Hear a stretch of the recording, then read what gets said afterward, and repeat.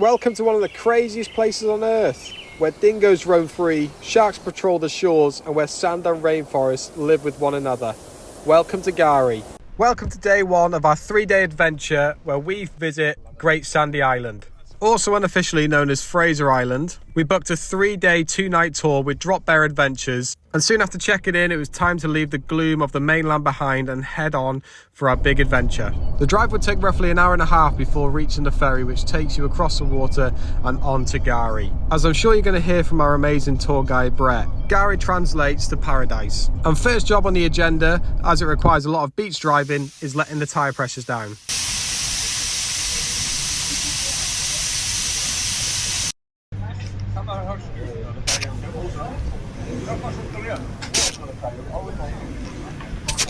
As you can see, I had no idea what I was doing with that device. Nevertheless, we were soon on the beach and getting our first glimpse of Gari. Gari is the world's largest sand island, and despite it being made up completely of sand, the rainforest has managed to somehow grow on top. Don't ask how, because I can't even explain it. Gari has also been listed as a UNESCO World Heritage Site, meaning any building on the island in the future will not be permitted. Gari gets its name from the Butchella people, the traditional custodians of the island.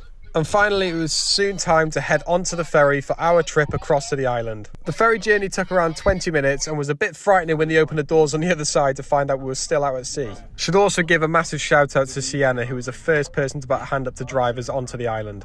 And finally, it was touchdown on Gari and ready to embark on our big adventure. And our tour guide Brett was super eager to show us around his stomping ground. Hello, my beautiful humans. Welcome to paradise. We also got our first glimpse of Wongari, also known as dingoes, as soon as we got onto the island. Dingoes are a protected species on the island, and due to the remoteness of the island, they have the ability to become the purest strain of dingo. This is helped by the banning of domestic dogs. Dingoes also like to live in packs, in between numbers of 3 and 15, and there are believed to be an estimated 25 to 30 packs living on Gari. If you plan to head over here, do not pet nor feed the dingoes. They are wild animals and unfortunately will be blamed for your stupidity. What have you found, Darcy? Fresh. Our first job when on Gari was to do a quick litter pick of the beach. That's always the first thing drop bears do, just to help tidy the place up a little bit. A lot of rubbish sadly spills up onto the beach from all over the world, and they make it a priority for all groups coming on here to spend just 10 minutes cleaning it up. What Josh has found. Isn't that crazy? It's stunning. Soon after a 10-minute beach cleanup, we headed onto camp, which meant more beach driving, a quick change of drivers, and another encounter with a wild dingo.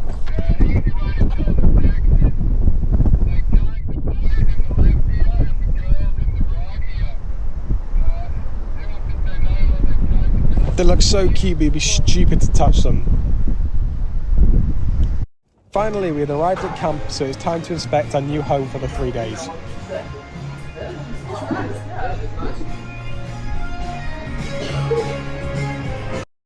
What's the name? Bumanjin. Wonder what that means. Look at that!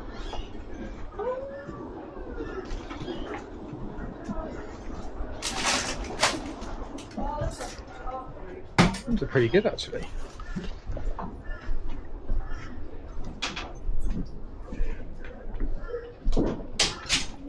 When we booked with Drop Bears, they were doing a promotional offer where you got free upgrade on a private room accommodation. Otherwise, you'd normally be sharing a dorm with 3 other people unless you forked out $300 to put yourself in a private room. Shortly after the quick room inspection, we were due to head out on our first day trip out onto Gari. By this point, there were a fair few people in the group who were pretty keen to start driving. However, despite the smooth looking sand, the driving was far from it. There were so many hidden bumps, so many hidden tree trunks that we were just kept bumping over the top of. And then, of course, you don't want to be bumping into any Wongaris whilst you're driving your vehicle. However, from time to time, Wongaris or dingoes are known to take up the roles of traffic enforcers on the island.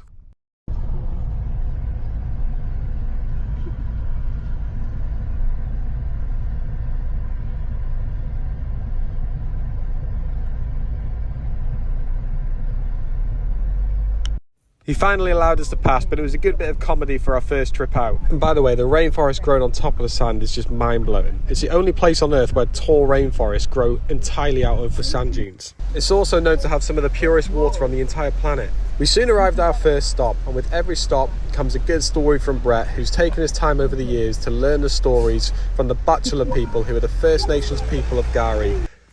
Our First Nations people have always named it Gari, and like I said this morning, that translates to paradise. When James Cook came out here and circumnavigated, he named it Great Sandy Island because he was so descriptive. But the reason it got that name of Fraser Island is actually because of an English woman. She actually migrated out here to Australia, didn't like it out here, but couldn't afford to get home. So she decided, she made a plan to marry a ship captain and get a free ride back to Europe. And that's exactly what she did.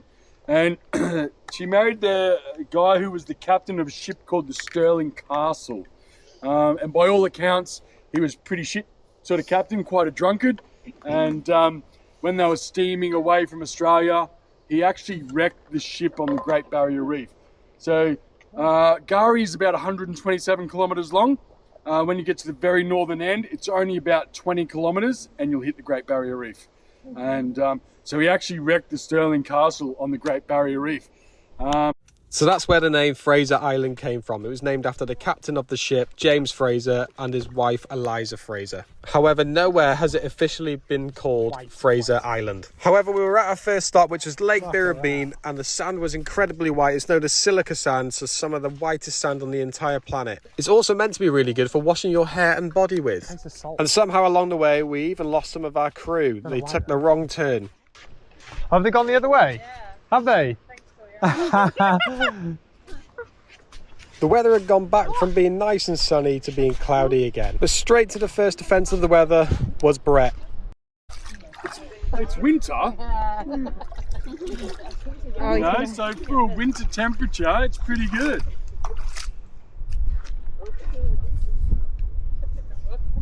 Who's going to brave it? Yeah, who's in first?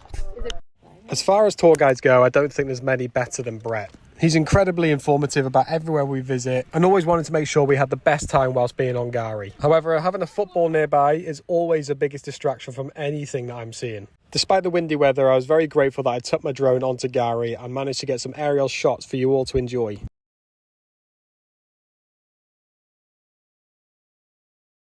However, the clock was ticking and darkness would soon be falling, so it's time to head back to camp. It's actually a really good lolly as well. Must be.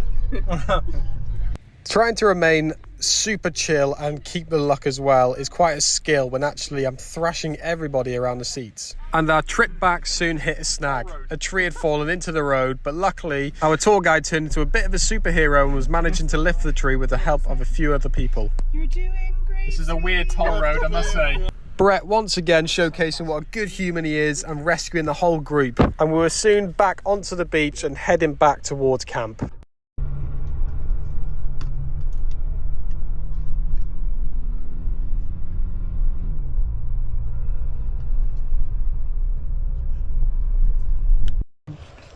We've been to a lake today. Super cool. Seen some dingoes. Probably see them all in the clip, but I'm going to go through it anyway. Carrying this is a dingo stick. Seen a snake? Seen a snake? That was super cool. Yeah, but just in case I have to turn into a samurai, got my wooden stick with me in case I see any dingoes. So let's get onto the beach and see if we can find any.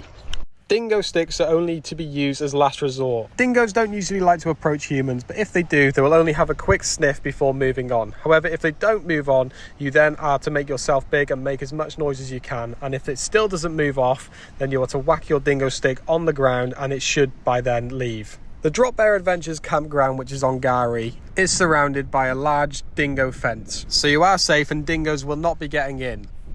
One of the things that Gari really boasts is the incredible sunrise and sunsets. Obviously day one was a little bit cloudy, so we didn't get a great sunset. Can't be scared of a dog. What's that? Can't be scared of a dog. Even though I am a bit scared of dogs. And they're part of the island and they were here before us, so...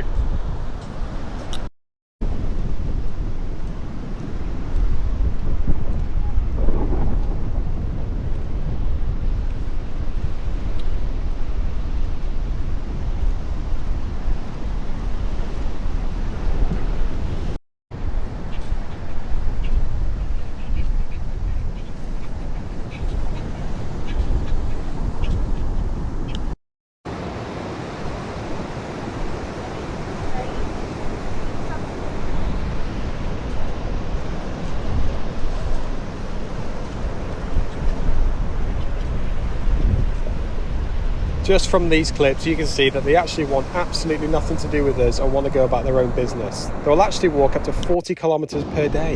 However, it's time for us to walk back because we can smell dinner all the way from the beach.